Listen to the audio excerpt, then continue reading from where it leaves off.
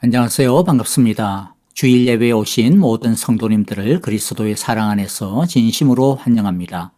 오늘 예배를 드리는 우리 모두 위에 하나님의 한결같은 은혜와 평강이 하늘로부터 풍성히 부어주시기를 간절히 바라고 기도합니다. 이제 우리 함께 전심으로 서로를 향하여 이 예배를 통해 부어주실 하나님의 사랑과 축복을 선포하겠습니다.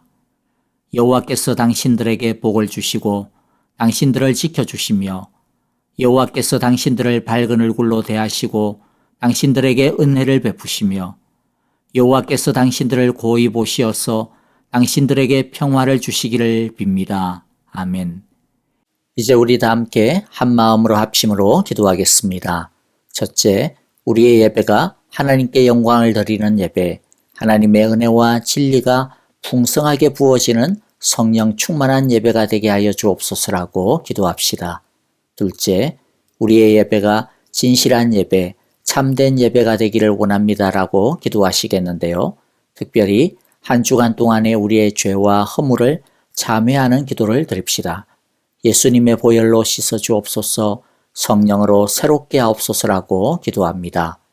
셋째, 교회를 위하여 기도하실 때 하나님의 뜻과 소원을 이루는 교회, 또 가르치는 교회, 전파하는 교회, 치유하는 교회로 건강하게 세워지게 하소서라고 기도합시다. 다 함께 한 마음으로 통성으로 기도하시겠습니다.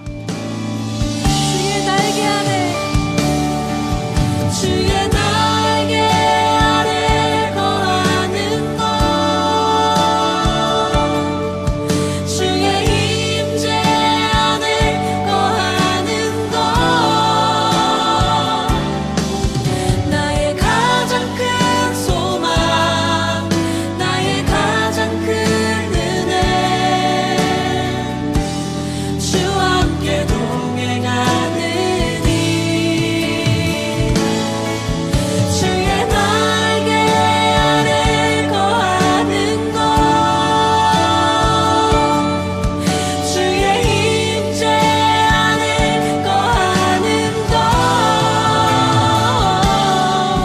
나의 가장 큰 소망, 나의 가장 큰 은혜, 주와 함께 동행하느니, 나의 가장 큰 소망, 나의 가장 큰 은혜, 주와 함께 동행하느니.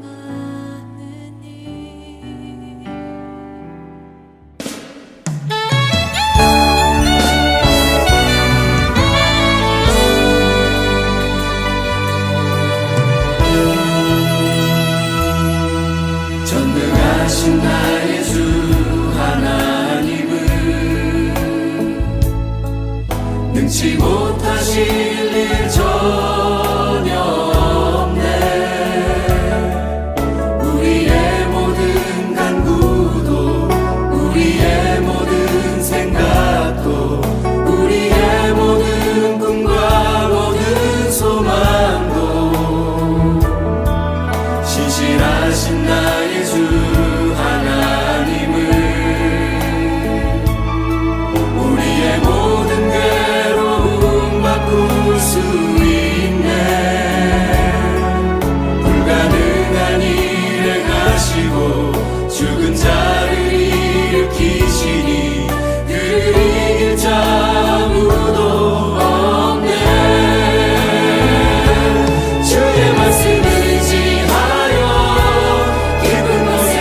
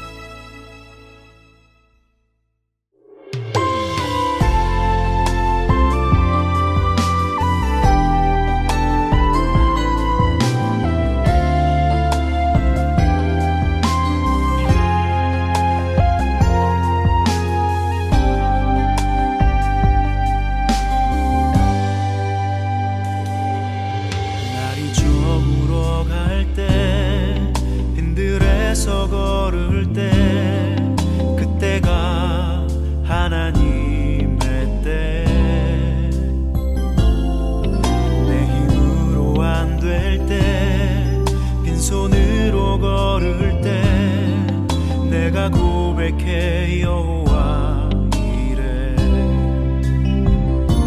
주가 일하시네 주가 일하시네 주께 아끼지 않는 자에게 주가 일하시네 주가 일하시네 신뢰하며 걷는 자에게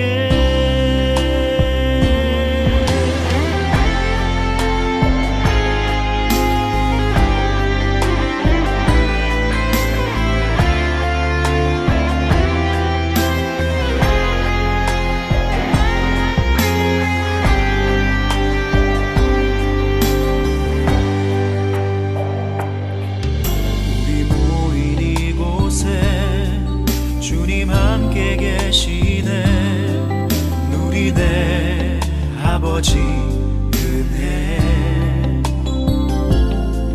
적은 떡과 물고기 내 모든 걸 드릴 때 모두 고백해 여호와 이래 주가 일하시네 주가 일하시네 주께 아끼지 않는 자에게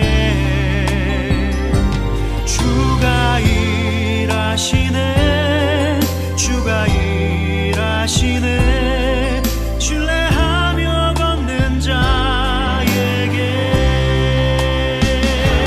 주가 일하시네 주가 일하시네 주께 아끼지 않는 자에게 주가 일하시네 주가 일하시네 신뢰하며 걷는 자에게 주가 일하시네 주가 일하시네 주께 아끼지 않는 자에게 주가 일하시네 주가 일하시네 신뢰하며 걷는 자에게 신뢰하며 걷는 자에게 신뢰하며 걷는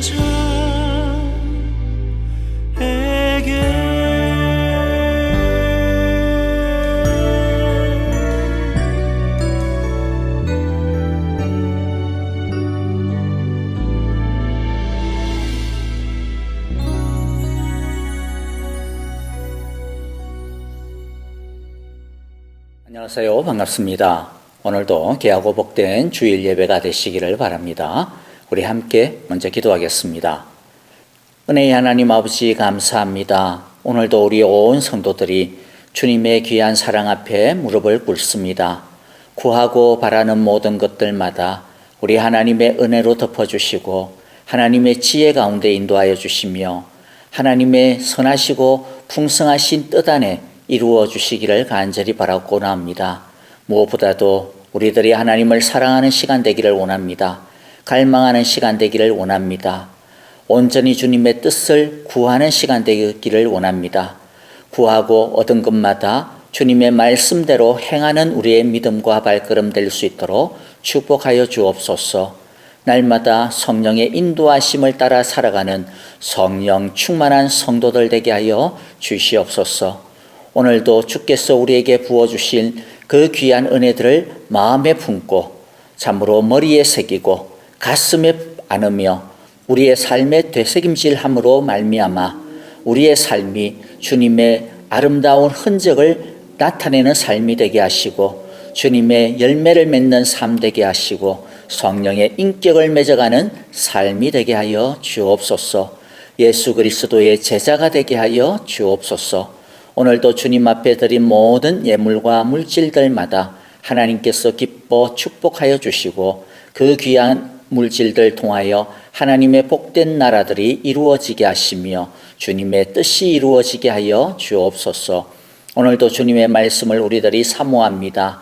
아버지 하나님이여 가르쳐 주시고 깨우쳐 주시며 또 뿐만 아니라 진리 가운데 행하게 하여 주옵소서. 오늘도 온전히 주님께만 영광이 되어지는 예배가 되게 하시며 우리 가운데 주의 사랑으로 충만케 되어지는 복된 예배 되게 하옵소서.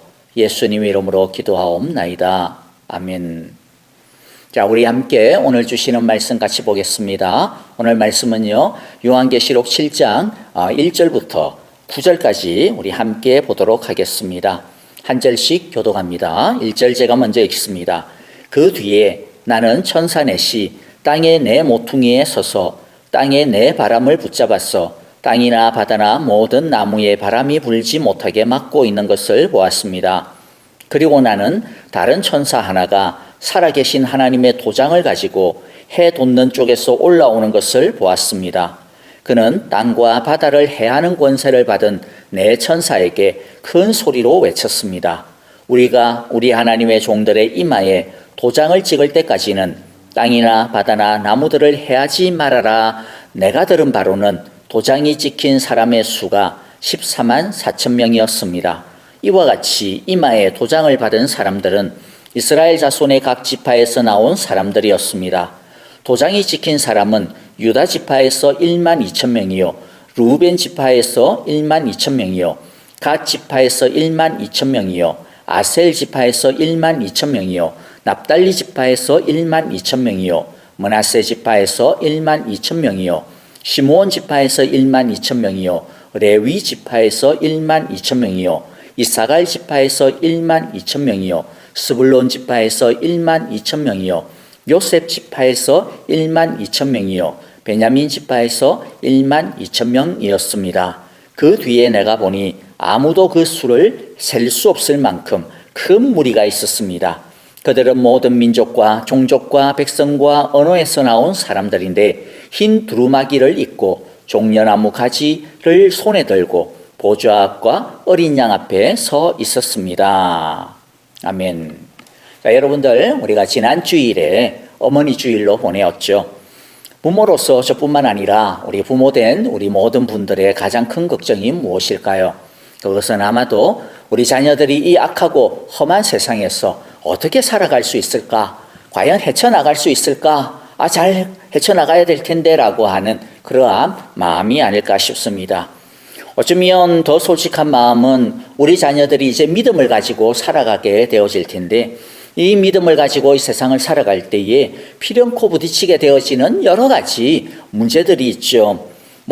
외부적인 문제뿐만 아니라 그것을 통한 개인적인 이제 본인들이 해결해야 되는 어려운 신앙적인 도전들과 질문들을 받게 되어집니다.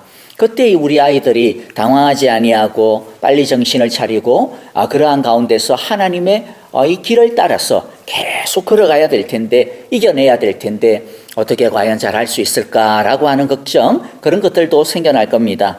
아니 어떤 때는 그보다 더 근본적인 걱정이 우리에게 있지 않을까 싶어요. 그것은 진짜 우리가 나중에 죽어서 나중에 주님께서 이 세상에 오셨을 때 우리가 한 곳에서 모두가 만날 수 있을까? 하나님 나라에서 만나야 되는데 나도 그렇지만 우리 자녀들도 그곳에서 우리가 함께 만날 수 있을까라고 하는 그러한 걱정이 우리들의 가장 큰 걱정이 아닐까 싶습니다. 오늘 우리에게 주시는 이 말씀은 그러한 걱정을 가지고 살아가고 있는 우리에게 우리가 어떤 존재인지 하나님께서 우리를 어떻게 붙들고 계시는지 오늘 이 말씀이 우리에게 큰 위로를 주시게 되어질 것입니다. 자, 우리가 지난주 내용을 잠깐만 좀 살펴보도록 하겠습니다. 지난주에는 6개의 봉인이 차례로 떼어지는 것들을 보았습니다. 한마디로 말하면 사람들이 의지하는 이 세상 어떤 것도 안전하지 않다라고 하는 것을 우리가 보았습니다. 경제적인 것이든 아니면 심지어 이 땅덩어리조차도 견고하지 않다, 우리를 지켜줄 수 없다라고 하는 것이었죠. 그런 말씀을 들을 때 어떻습니까? 두렵습니다. 사실 걱정이 됩니다. 과연 우리가 나도 그러면 그 마지막에 살아남을 수 있을까? 내가 무슨 자격이 있나? 우리의 모습을 보면 사실 우리도 걱정이 되죠. 두렵죠. 과연 내 믿음, 이 작은 믿음이 나를 붙들어 줄 수 있을까? 나의 이 못난 모습이 끝까지 나를 지켜줄 수 있을까? 두려울 수밖에 없습니다. 사실 그것은 우리 자신을 바라볼 때 맞는 모습입니다. 왜냐하면 우리는 우리의 그 어떤 것으로도 결국에는 주님의 구원을 이룰 수 없다라고 하는 것을 알기 때문입니다. 하지만 하나님께서는 우리에게 용기를 주세요.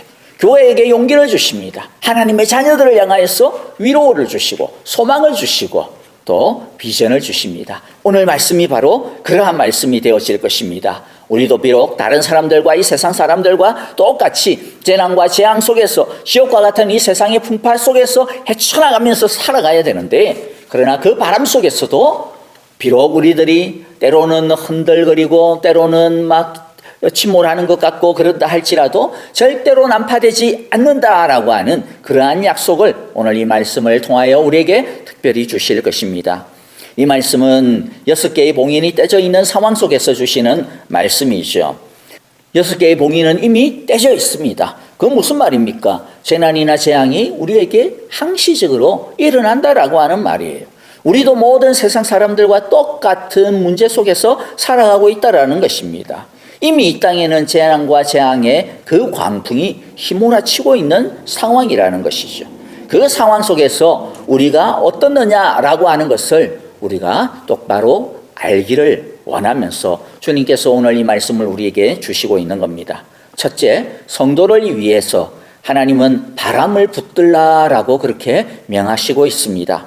1절에 보니까 그 뒤에 나는 천사넷이 땅의 내 모퉁이에 서서 땅의 내 바람을 붙잡았어. 땅이나 바다나 모든 나무에 바람이 불지 못하게 막고 있는 것을 보았습니다.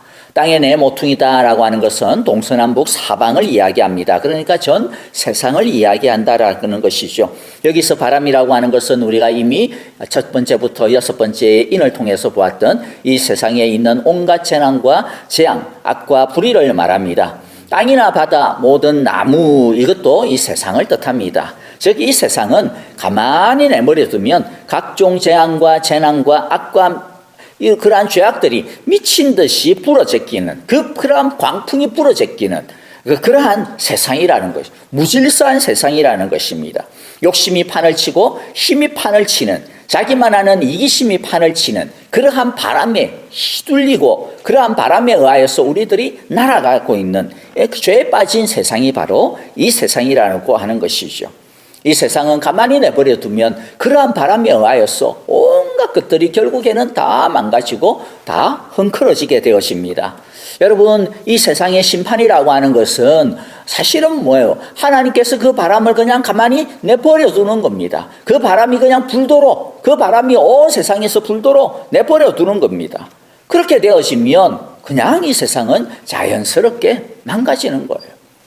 세상의 심판 딴 게 아닙니다. 너희들 마음대로 한번 살아보라라고 하나님께서 우리 안에 있는 이 죄성을 그냥 막지 아니하고 그것을 내버려 두는 것이 바로 심판입니다.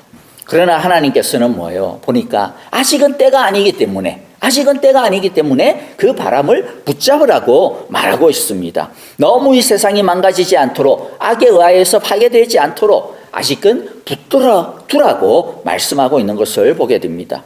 2절과 3절을 보면 나는 다른 천사 하나가 살아계신 하나님의 도장을 가지고 해 돋는 쪽에서 올라오는 것을 보았습니다. 그는 땅과 바다를 해하는 권세를 받은 네 천사에게 큰 소리로 외쳤습니다. 우리가 우리 하나님의 종들의 이마에 도장을 찍을 때까지는 땅이나 바다나 나무를 해하지 말아라. 자, 하나님의 도장을 가진 한 천사가 해 돋는 쪽에서 올라오고 있어요. 해 돋는 쪽이라고 하는 것은 지금 요한이 어디에 있어요? 밤모섬이라고 하는 곳에 있죠. 이 밤모섬의 기준에서 보면 동쪽이 어디냐면 바로 예루살렘이 있는 곳입니다. 주님께서 죽으시고 주님께서 구원의 역사를 이루신 곳이죠. 그게 바로 해 돋는 쪽입니다. 거기에서부터 천사가 올라옵니다. 주님으로부터 보냄을 받았다라고 하는 뜻입니다. 그 천사가 무엇이라고 합니까? 하나님의 종들의 이마에 도장을 찍을 때 다 찍을 때까지 바람이나 바다나 나무들, 즉 세상을 해하지 않도록 잘 붙들어 두라고 이야기하는 것이죠. 여기서 하나님의 천사가 하나님의 종들에게 이제 이마에 도장을 찍는다 그랬는데, 하나님의 종들이란 사역자를 뜻하는 것이 아니고요, 하나님의 전 성도를 의미합니다.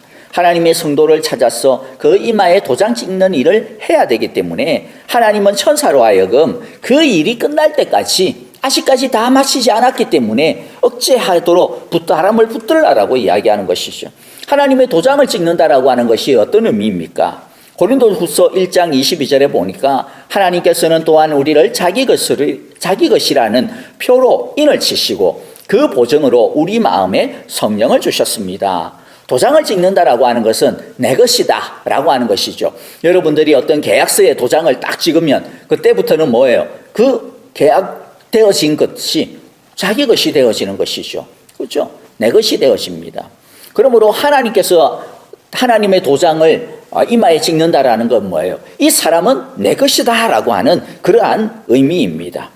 즉 하나님께서 이 세상을 온전히 심판하지 아니하시고 아직까지 붙들어주고 있는 이유가 뭐라는 거예요? 아직 구원해야 될 자가 남아있다라는 것입니다. 아직 하나님의 자녀로 불러야 되는 자들이 남아있다라는 것이죠. 아직 하나님께서 붙들어줘야 되는 자들이 아직 남아있기 때문이라는 것입니다.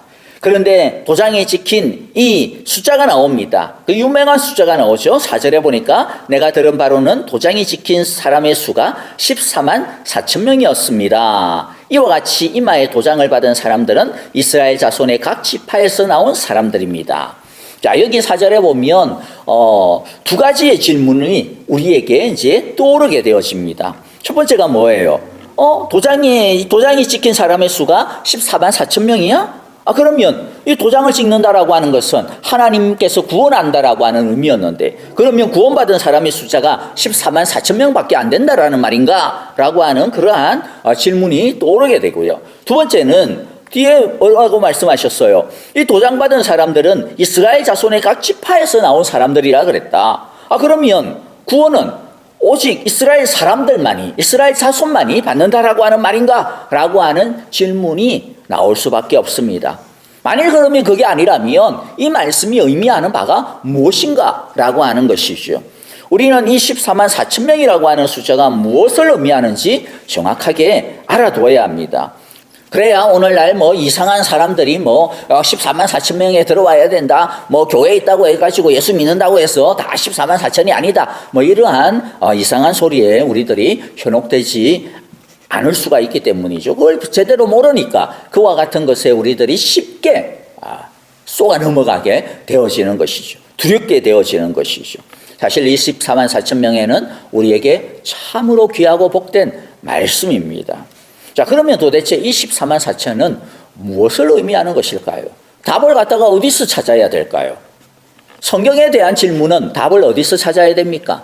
성경에 대한 질문은 성경에서 답을 찾아야 됩니다. 성경은 성경으로 해석을 해야 합니다. 풀어야 합니다. 그러면 여기에 대한 답이 어디에 있을까요? 대부분은요, 앞뒤에 보면 대부분 답이 있어요. 하나님께서는 답을 갖다 꽁꽁 숨겨놓는 일을 별로 하지 않습니다. 많은 경우에는 앞뒤를 읽다 보면 이미 힌트가 나와 있는 것들을 보게 되어집니다. 이것에 대한 답은 9절입니다. 4절과 9절을 그래서 다 잘 대조해 가면서 읽어야 합니다. 9절을 한번 먼저 읽어보면요, 그 뒤에 내가 보니 아무도 그 수를 셀 수 없을 만큼 큰 무리가 있었습니다. 그들은 모든 민족과 종족과 백성과 언어에서 나온 사람들인데 흰 두루마기를 입고 종려나무 가지를 손에 들고 보좌 앞과 어린 양 앞에 서 있었습니다. 자, 9절에서도 숫자가 나와요. 9절에서 숫자는 얼마입니까? 9절에서 숫자가 얼마예요? 얼마라고 나와 있어요? 셀 수 없을 만큼 큰 숫자라고 이야기합니다. 셀 수 없을 만큼 큰 무리, 엄청나게 많다라는 겁니다. 그러니까 14만 4천을 9절에서는 뭐라고 표현을 해요? 셀 수 없을 만큼 큰 무리.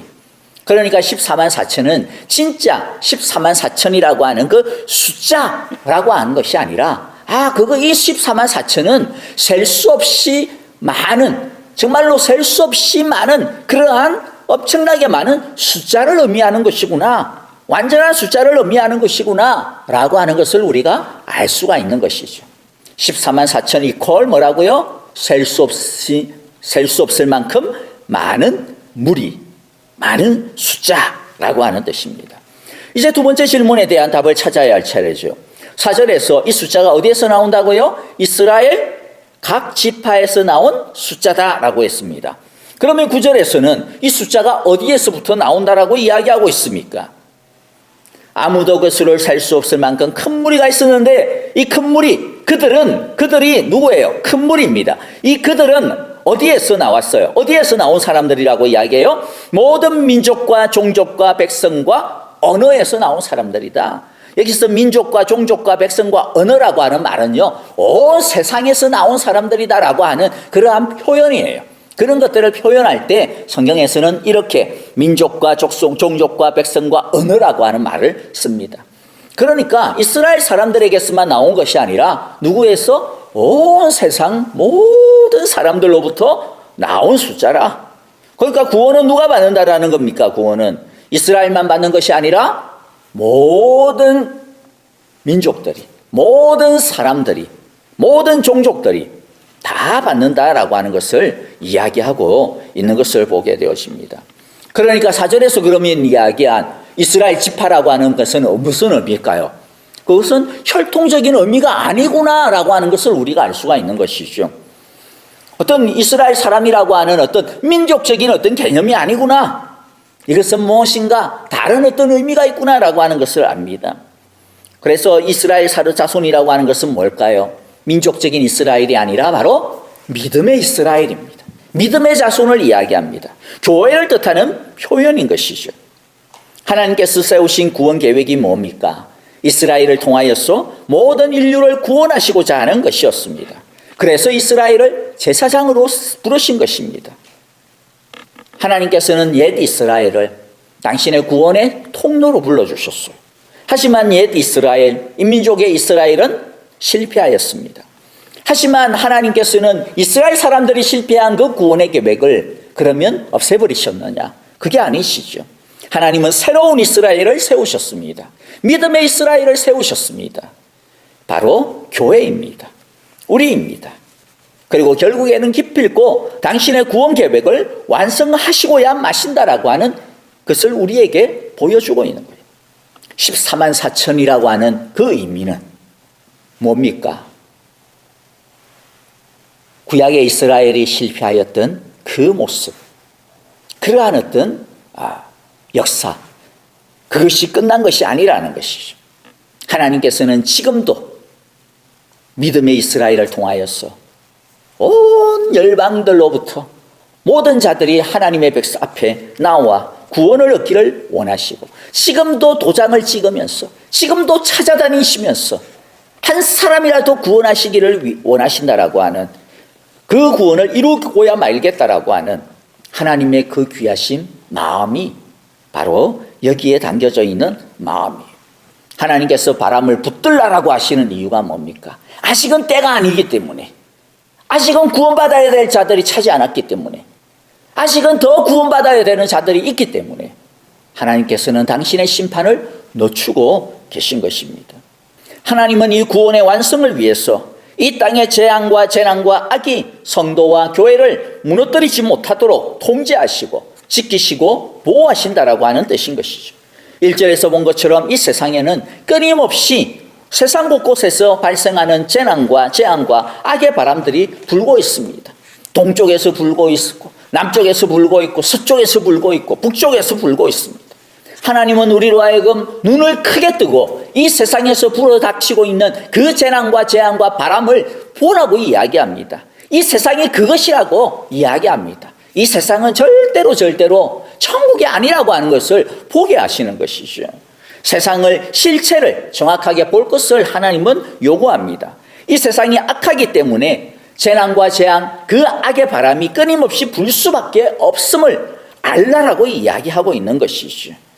그리스도인이라고 해서 이 바람에서 비껴날 수 있느냐? 아무도 없습니다. 오히려 그리스도인은 예수를 안 믿었다고 한다면 당하지 아니할 바람까지도 더 맞는 것이죠. 더 당하는 것이죠. 신앙적인 조롱을 당하기도 하고요. 남들은 아무렇지도 않게 그냥 태연자약하게 아무렇지도 않게 그냥 하려는 그러한 길과 방법조차도 예수 믿는 사람들은 항상 질문해야 되는 거죠. 이게 주님의 뜻이 맞나? 이게 하나님께서 말씀하신 것이 맞나? 이게 성경의 길인가? 이게 정말로 행해도 되는 믿음의 길인가? 우리는 끊임없이 질문하고 묻고 하나하나 두드려가면서 가야 됩니다. 그러니까 더 힘들어요. 오히려 어떻게 보면. 남들은 편하게 갈 수 있는 길을 우리는 가지 못하는 경우도 많습니다. 그렇기 때문에 믿음의 길을 뭐라고 이야기합니까? 좁은 길이라고 이야기합니다. 좁은 물이라고 이야기합니다. 어려움의 바람이죠. 그래서 예수 믿으면 더 편해진다, 예수 믿으면 더 행복해진다라고 하는 말, 물론 그 말 의미 맞아요. 그러나 그 말의 의미를 정확하게 알지 못하면 어떻게 받아들이게 됩니까? 그러면 이 세상에서 우리들은 아무런 근심과 걱정과 두려움이 없이, 어려움이 없이 만사 형통할 수 있구나라고 하는 것으로 잘못 오해를 하게 되어지면 안 된다라는 거예요. 그렇게 되어지면 나중에 오히려 하나님께 큰 배신감을 느끼게 될 수 있습니다. 아마도 많은 사람들이 한 번쯤은 그러한 배신감을 겪지 않았을까라는 생각이 되어지게 됩니다. 그 이유가 뭐예요? 잘못 알았기 때문에 그렇습니다. 예수님을 믿으면 우리에게 평안이 있고 우리에게 행복이 있고 우리에게 참 자유가 있는데, 그것은 이 세상에서 이 세상의 것을 다 얻었기 때문에, 다 누리기 때문에, 그 모든 것을 바람으로부터 우리는 그 바람에 전혀 해를 당하지 않기 때문이 아닙니다. 오히려 어떻게 보면 그 바람을 맞지만은, 그러나 그 바람이 오히려 우리에게 분명히 고통의 바람인데, 분명히 재난의 바람인데, 분명히 재앙의 바람인데, 하지만 그 속에서 하나님을 발견하고 그 속에서 하나님을 경험하고 그 속에서 오히려 그 바람 인연하여 더 하나님께 가까이 나아갈 수 있는, 가까이 나아가는 그것을 알 때, 그렇죠? 재난당하지만 감사하고, 어렵지만은 기뻐하고, 힘들지만은 찬송이 있고, 정말로 버겁지만은 그러나 자유함이 넘치는, 그게 우리에게 주는 하나님의 놀라운 축복인 것이죠. 재난이 없어서가 아니라 재난이 있음에도 불구하고, 재난이 우리를 넘어뜨리는 걸림돌이 아니라 재난이 오히려 우리를 뛰어넘게 하는 디딤돌이 되어지기 때문이라는 것이죠. 그러나 우리가 기억해야 되는 건 뭐라고요? 이 바람은 피할 수 없구나. 피할 수 없구나. 하지만 하나님께서는 뭐라고 말씀합니까? 두려워하지 말라고 이야기합니다. 바람은 있지만은, 바람은 불지만은, 그 모든 것들은 분명하지만, 그러나 왜 두려워하지 말라고 이야기합니까? 하나님께서 붙들고 있다라는 것이죠. 하나님께서 통제하고 있다라는 것입니다. 그 바람을 하나님께서 제어하고 있다라는 것이죠. 하나님께서 우리를 위해서 이 바람을 붙잡고 있기 때문에 우리는 이 재난과 악과 그러한 모든 재앙의 바람에 의해서 고통을 당할 수 있을지는 몰라도 쓰러지지는 않는다라는 것입니다. 고린도후서 4장 8절과 9절의 말씀처럼 우리는 사방으로 죄어들어도 움츠러들지 않은겨. 사방으로 죄어들어요. 하지만 그것 때문에 움츠러들지 않는다라는 거죠. 답답한 일을 당해요. 하지만 낙심하지 않습니다. 박해를 당해요. 그러나 버림받았다라고 그렇게 느껴지지 않습니다. 거꾸름 당해요. 하지만 망하지 않습니다. 우리에게도 바람이 붑니다. 어려움이 있습니다. 답답한 일이 있습니다. 박해도 있고요. 하지만 움츠러들지 않을 수 있는 것이 결국에는 누구다? 크리스찬입니다. 낙심하지 않는 것이 성도의 비밀입니다. 망하지 않는 것이 바로 하나님을 온전히 믿는 백성들의 믿음입니다. 왜입니까? 고린도후서 4장 7절, 오늘의 이 말씀을 다시 풀어서 읽어보면 이 엄청난 능력은 하나님에게서 나는 것이지 우리에게서 나는 것이 아닙니다. 하나님이 붙들고 있기 때문이라는 것이죠. 그러므로 우리는 내 인생에 왜 바람이 부냐고 투덜대면 안 됩니다. 바람 없는 삶은 없습니다. 하지만 하나님께서 그 바람을 붙들고 계심을 기억하고 믿으며 살아갈 수 있는 우리 모두가 되어지기를 바랍니다. 14만 4천의 의미가 무엇입니까? 여러분들 14만 4천, 아까 무수히 많은 숫자다. 완전한 숫자다. 하나님께서 계획하시고 하나님께서 처음 시작하셨던 그 구원 결국에는 완성하고야 말 거야 라고 하는 그러한 숫자였어요. 이스라엘 사람들은 숫자를 통하여서 어떤 메시지를 갖다가 전달하는데 굉장히 익숙하고 또 그러한 독특한 어떤 표현의 방법을 가지고 있습니다. 14만 4천을 갖다가 그래서 좀 숫자적으로 풀이해 보면 또 우리에게 주는 의미가 있어요. 14만 4천은 10이라고 하는 숫자에서부터 출발합니다. 이 12는 어떤 숫자예요? 이스라엘의 지파들, 이스라엘의 지파죠. 그런데 그 이스라엘의 지파가 사실은 어떤 존재입니까? 굉장히 작은 존재입니다. 굉장히 미약한 존재입니다. 아까 우리도 가봤듯이 어떻게 보면 실패한 이름들입니다. 굉장히 연약한 존재들이죠. 하나님의 말씀에 끝내 불순종하여 심판받았던 이름입니다. 하지만 하나님께서는 그 12를 포기하지 않아요. 그 12를 가지고 그 다음 어떻게 합니까? 12배의 1000배를 갖다가 이루어냅니다. 말씀을 정리합니다. 여러분들 14만 4천의 의미가 무엇입니까? 그것은 하나님께서 우리를 붙들고 있다. 하나님께서 우리를 결국에는 온전케 하실 것이다 라고 하는 하나님의 강력한 의지의 표현입니다. 하나님께서는 당신의 그 구원 계획을 포기하지 않는다라고 하는 것이죠. 하나님께서는 작디 작은 12를 계속하여서 붙드셔서 결국에는 완전케 하시고 결국에는 온전케 하시고 결국에는 모든 것들을 무수히 셀 수 없을 만큼의 완전한 구원을 이루고 마신다라고 하는 것이죠. 여러분, 우리도 마찬가지죠. 우리의 처음 모습은 12지파의 그 모습과 같이 정말로 작은 모습입니다. 우리의 모습 어떻습니까? 너무나도 실패가 많고 너무나도 연약하고 너무나도 자주자주 어그러지는 모습입니다. 어떤 경우에는 믿음이 찾아보기도 어려울 정도로 정말로 바닥에 떨어지는 경우들도 있기도 합니다. 얼마나 불순종합니까? 얼마나 이 세상을 사랑합니까? 하지만 하나님께서는 시작한 우리들, 구원의 계획을 시작하시고 우리를 통하여서 하나님의 뜻을 이루고자 계획하신 우리의 삶을 포기하지 않으십니다. 우리를 붙드십니다. 아무리 이 세상의 죄악이, 아무리 이 세상의 악이 우리를 넘어뜨리고 우리를 망가뜨린다 하더라도 하나님께서는 지키시고 보호하셨어. 우리의 믿음도 결국에는 온전케 하시고 결국에는 당신의 그 선을 이루고야 마신다라고 하는 것이 바로 14만 4천의 의미입니다. 우리에게 주시는 약속입니다. 내가 인을 칠 때까지 그 온전함을 이룰 때까지 붙들겠다. 하나님께서는 우리에게 약속하고 있는 것이죠. 그러므로 여러분들 아무리 이 세상에 여러 가지 바람들이 여러 가지 풍파들이 우리를 미혹하고 또 우리를 넘어뜨리려고 공격한다 할지라도 그것에 너무 주눅들지 마시고 두려워하지 마시고 바람을 붙들고 계시는 그 하나님을 우리 모두가 신실하게 의지할 수 있기를 바랍니다. 결국에 하나님께서 연약한 나를 12지파와 같이 보잘것없고 넘어질 수밖에 없는 넘어지기 잘하는 그러한 나지만 그러나 하나님께서 나를 결국에는 셀 수 없을 만큼 많은 숫자로 온전케 하시고야 마실 것이다. 하나님께서 나를 그렇게 붙드실 것이다. 나는 이미 하나님의 인친자야. 나는 이미 하나님의 도장을 받은 자야. 나는 이미 하나님의 자녀가 되어진 자야. 나는 이미 하나님의 소유가 되어진 자야. 하나님께서는 하나님의 소유가 된 나를 결코 포기하지 아니하고 결국에는 온전케 하실 것이다. 우리를 통하여서 하나님께서는 영광 받으시고야 마실 것이다. 그 하나님의 약속을 우리 모두가 신실히 붙드는 우리 모두가 되어지기를 간절히 바라고 기도합니다. 여러분, 누가 하나님의 도장을 받은 14만 4천 명입니까? 바로 저와 여러분입니다. 이미 예수 그리스도를 어린 양으로 예수 그리스도를 자신의 주인으로 고백하고 믿고 의지하는 믿음의 사람들입니다.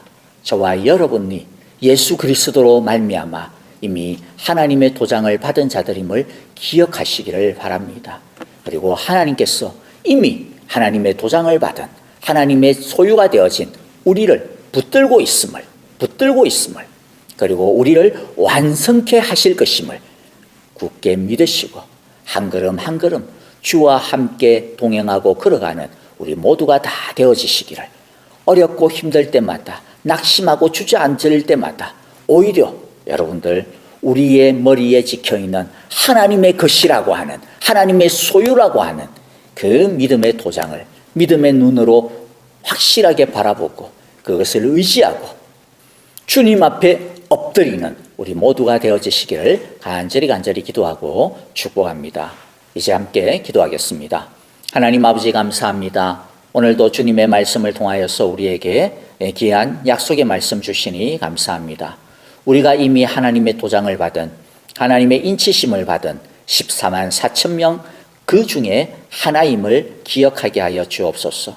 하나님 아버지, 감사합니다. 우리가 무엇이라고 참으로 우리를 하나님의 자녀로 삼아주시는지 감사합니다. 우리의 모습 너무나도 연약하고 너무나도 부족하고 너무나도 이 세상의 바람에 쉽게 휩쓸리고 흔들리는 우리의 모습입니다.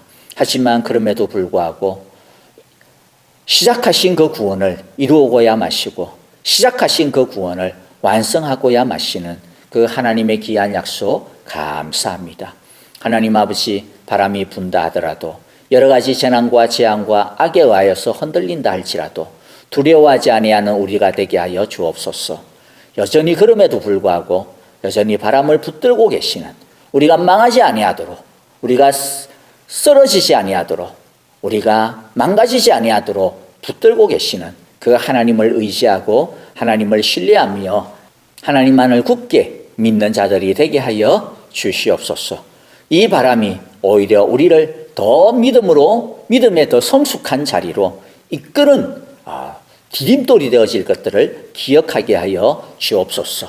이제는 우리 주 예수 그리스도의 크신 은혜와 하나님 아버지의 귀하신 사랑하심과 성령님의 인도하시며 우리와 늘 동행하여 주시고 감찰하여 주시는 풍성하고 복되심이 이제 비록 이 세상의 각종 바람 가운데 살아가고 있지만은, 그러나 하나님께서 우리를 이미 당신의 소유로 인쳐주심을 기억하고 하나님이 당신의 자녀들을 위하여서 바람을 붙들고 있음을 기억하고 어떤 바람을 맞이한다 하더라도 하나님만을 의지하고 하나님만을 굳게 붙들고 나아가기로 오늘 함께 기도하며 감사하는 우리 믿음의 온 사랑의 교회 성도들과 주님께서 우리에게 주신 귀한 자녀들과 또 믿음의 모든 발걸음들과 참으로 기업들 위해 이제로부터 영원토록 함께 계시기를 축원하옵나이다. 아멘.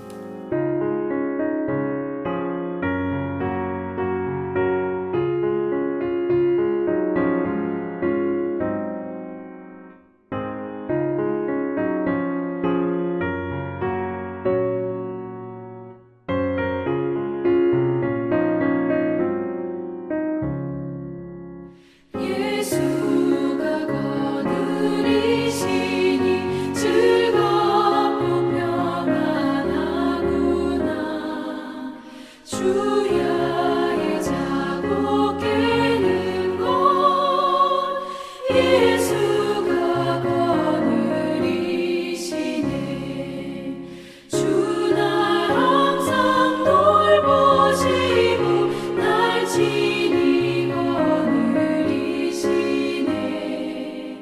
주 날 항상 돌보시고 날 친히 거느리시네.